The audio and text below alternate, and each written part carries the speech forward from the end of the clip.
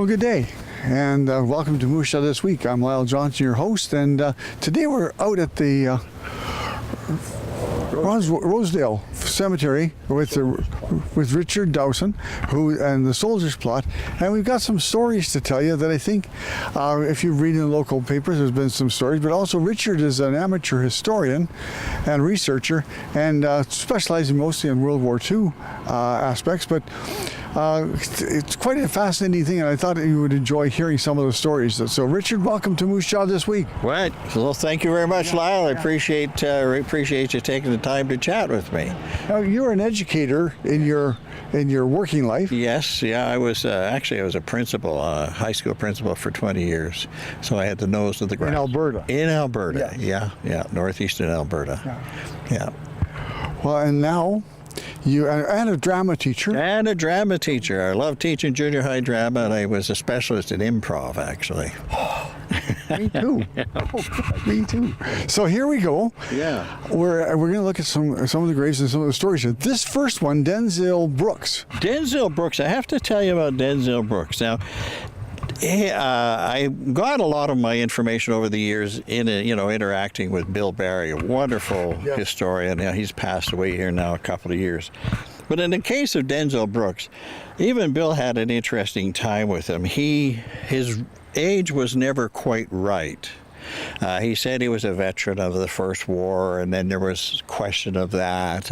But what I'm getting at is he was a colorful fella, and the assumption was he might have been married a couple of times, but anyway, his last wife. Divorces may not have been part of that. No, he moved. Yeah, it was a little probably cheaper. Yeah. But poor old Denzel, he had some time off. I think he was working up at a prisoner of war camp up in the mountains.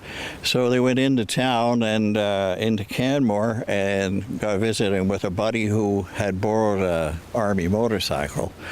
And they left town to do a little tour out in the backcountry, and they hit a horse, and poor old Denzel, his injuries were so bad he died, and the other fella survived. So this is the sad demise of poor old Denzel.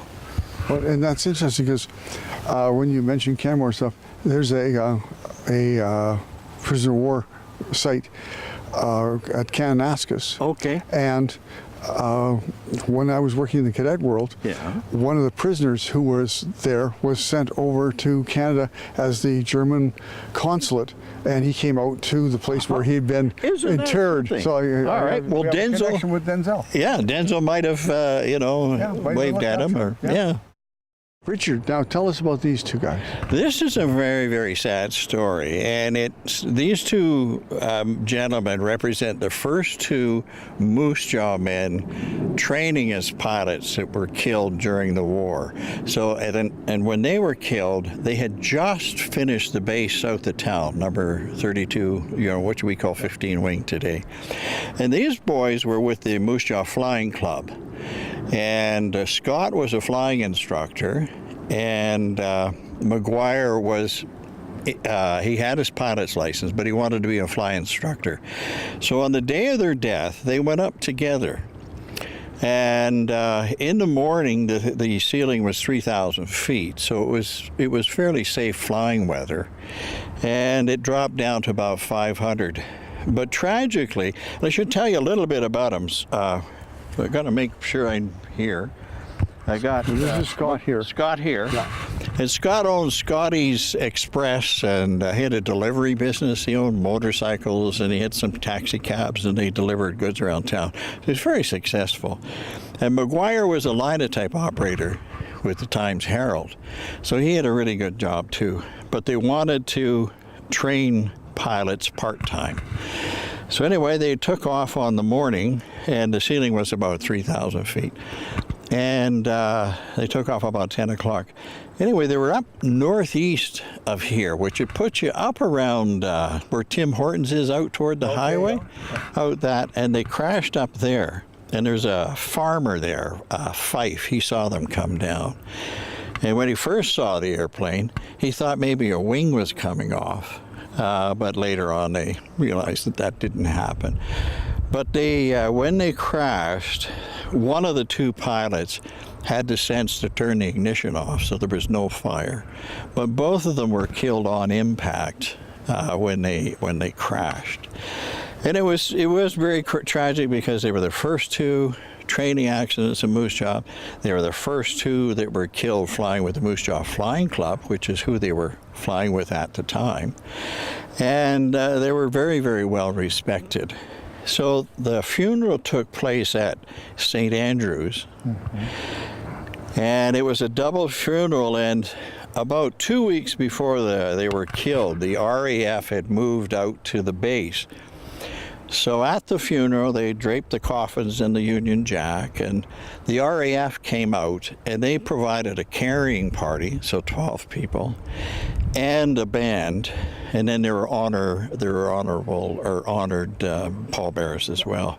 So it was a long service, and then they came out here as a double parade, as a double cortege, and to this spot. And since it was in November, late November, quite cold, and they surrounded the graves with flowers. If you could use your imagination, you can see them now. And that was, that was basically the end of their story. Now, there's a bit of irony with the RAF carrying party, is that I think there was 12, and of those 12, 5 were killed during the war. And one of them, Wilkerson, he was a squadron leader. He completed 2 tours, so 60 flights. And somebody asked him one day, would you mind moving this plane from here to there? So he transported, this is in England, so he moved an aircraft, caught a flight back, and the flight he caught back as a passenger crashed, and he was killed. So there is so much tragedy associated with the Second World War. And often when we think about it, we think about Juno Beach or Dieppe, these events. But so much of it was accidental, and these 2 boys here represent the beginning of that. Now we're going to go on to the first RAF casualty. Flying Officer Rich. Yeah. Well, Flying Officer Rich, this is his final resting place. He's from Britain. He was in the Royal Air Force. And he was the first flying instructor killed, assigned to 32 Service Flying Training School, which today we call 15 Wing. And he was up with a passenger training him, and they were both killed. The aircraft they used were the Harvards. And when you drive into 15 Wing, you can see the big yellow Harvard. Very dangerous aircraft to fly. And learning to fly during the war was a great challenge. We talked earlier, there's 9 that were killed at Cairnport. I think 24 that are buried at Assiniboia. And you look around Saskatchewan, you'll find RAF people that were killed in flying accidents. So he was the first, and this is January 1941. The base has only been open for like 2 months. Yeah, that's all. Okay, so let's look at his passenger.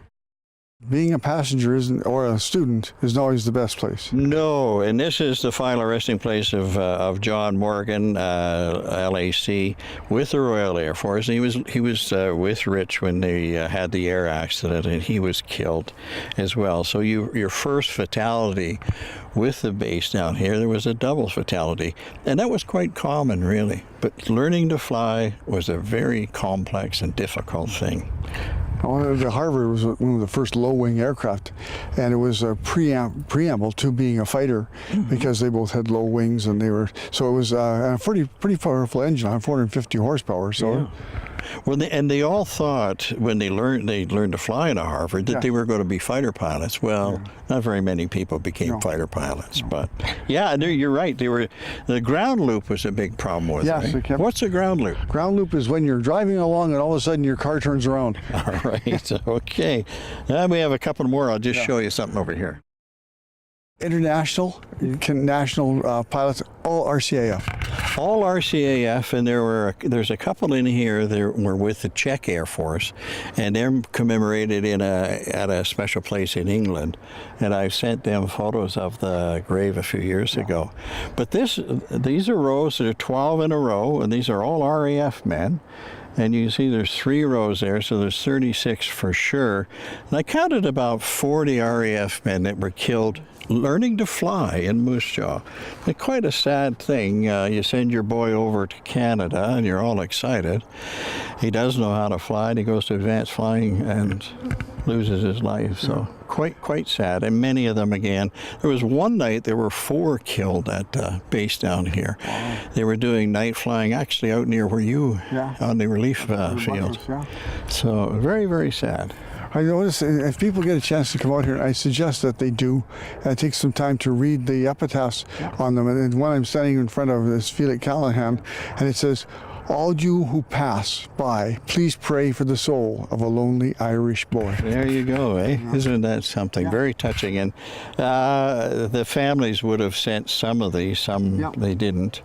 I might also mention that people can go onto the Saskatchewan Virtual War Memorial site on the internet if they see a name and they find it of interest.